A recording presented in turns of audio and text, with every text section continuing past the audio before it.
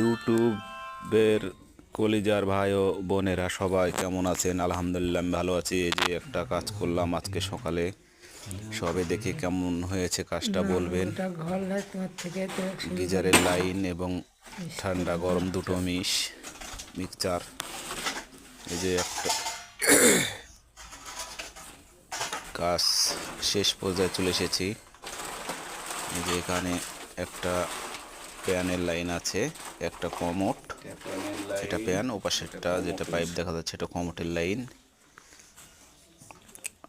এই যে চলে এসেছি আরেক বাথরুমে। সেই বাথরুমটা হলো একই পর্যায়ে কাজ হয়েছে, এটাতে শুধু লো কমোড আছে। এই যে এখানে একটা লো কমোড, এই যে এটা হট লাইন,